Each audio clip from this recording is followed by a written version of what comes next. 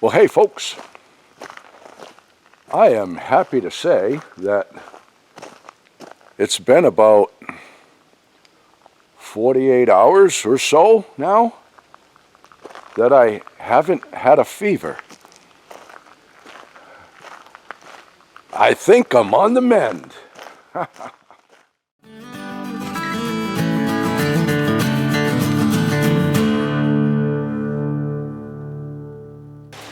Well, our plans certainly changed here over these last couple of weeks. Things just didn't go as expected, but that's the way it is. I never expected to get sick, but I did. And I think this is my third go-around with this stuff, and it really took the wind out of my sails. The fatigue was something awful. Man, I was just completely played out. But I'm over the hump, getting my energy back, feeling better, and I get life back to normal. In fact, yesterday we put together these metal cabinets here and put them on the wall here in my carport. This is the area where I work on my chainsaws and stuff, and filmed the whole process. I'll be making a video about that. I've also filmed a bunch of other projects over the last couple of months, and I haven't released the footage to you yet because I mentioned before that I've been considering changing the name of my channel, and I still want to do that. I just haven't gotten to it.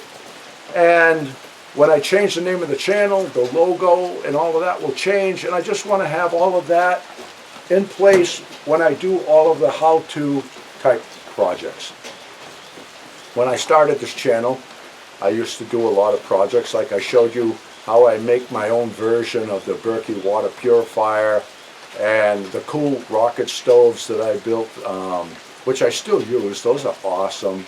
And I did stuff like that. And then, you know, we changed our plans and moved back to New Hampshire and been living up on the mountain and was busy with the life up on the mountain. And now we're making other plans and more changes and rolling with the changes. And life is good. You know, life has been very, very good in spite of the challenges, the setbacks, but life throws you challenges and setbacks. My dad used to say, when life throws you sheet, make sheet on the shingle. That's not how he worded it, but you know how it is these days. I don't want to offend anyone. So, yeah, so man, I have been just played out and in bed and reading books. And, you know, Lori would joke with me. She goes, be careful for what you wish for. And what she was referring to was, you know, lately I've been saying, man, I really wish that I just could have some time where I could just kick back, read a book, doze off, wake up, read some more, doze off, just be lazy, and not be kicking myself that I've got to get stuff accomplished. So here it was, I was down and out, and really all I did was lay in bed, read books, doze off, read some more, and the sicker I got, the thicker the books got. So if this book here isn't any indication of how I was feeling, I don't know what is. This is a big read. Well, hopefully I'll get through it, because now I'm feeling better, and I'm going to get back to my projects here. So before I got sick, we were really making progress in all directions. And let me show you what we were up to.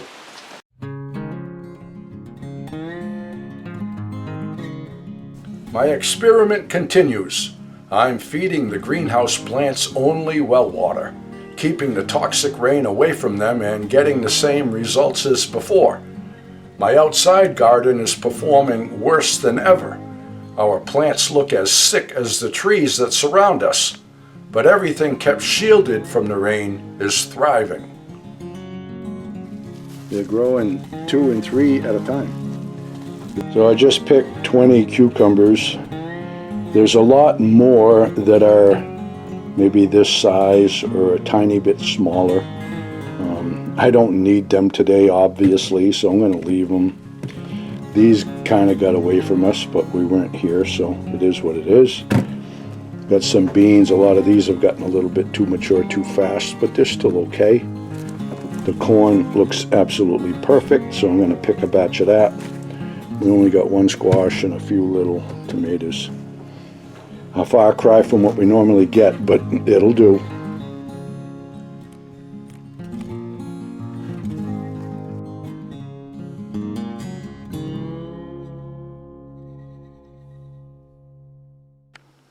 We have corn, people. Lots of it.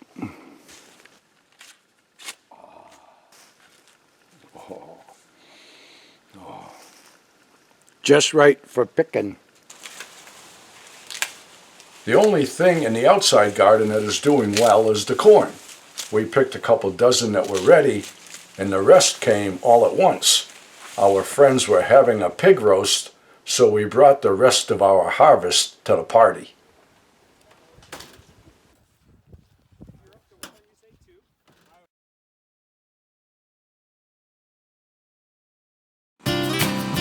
When we started clearing for the home site over at the other parcel, we left a lot of firewood there in 4-foot lengths.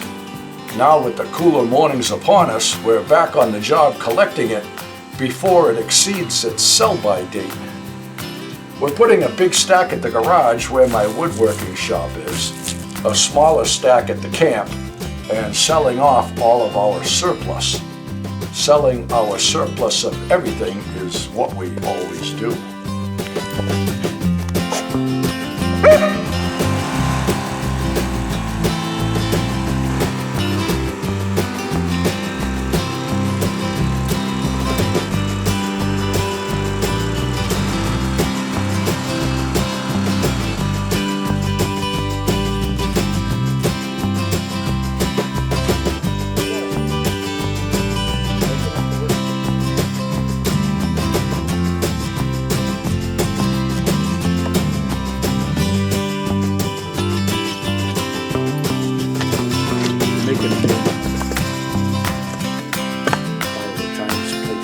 It's a border collie thing.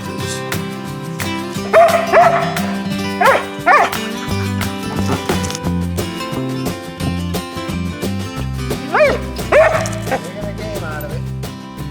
Goofball.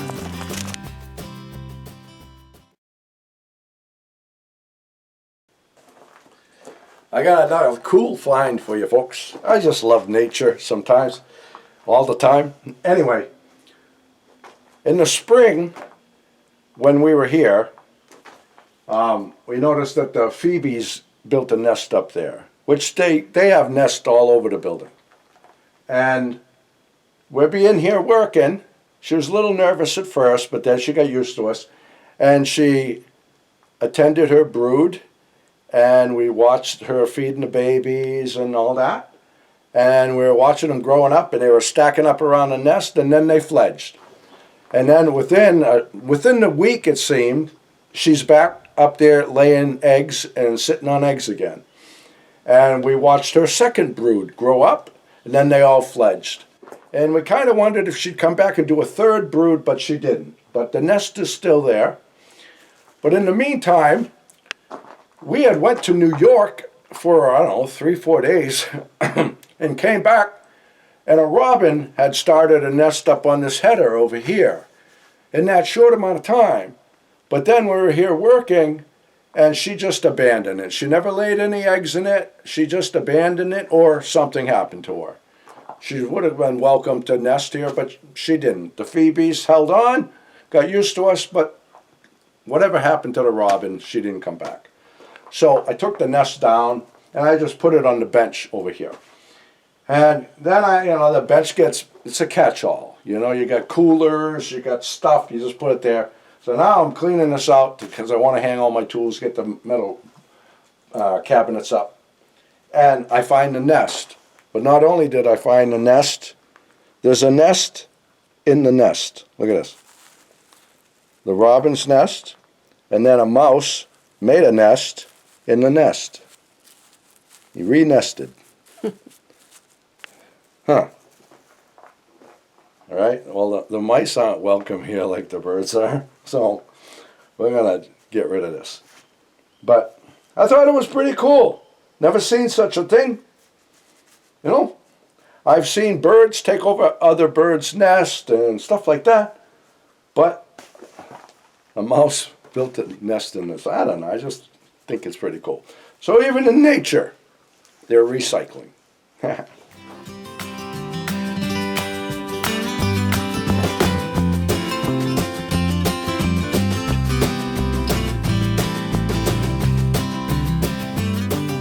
Little Phoebes are coming out of their nest. They're getting ready to fledge. I'm sure they'll be gone by dark. That is her second brood. It seemed like within a day of the last ones leaving the nest, she was sitting on eggs. And I don't doubt she'll start over with a third batch. But yeah, they're getting ready to take off. Take flight. I take Tildy out, and I'm right here in front of the camp, and I look down and look at what I saw. Big pile of bear poop right here in front of the camp, and little Tildy is right there. Oh no. Will we survive the off-grid odyssey? The question has finally been answered. The question we have pondered over all of our lives. Does a bear poop in the woods? No, it poops in the camp yard.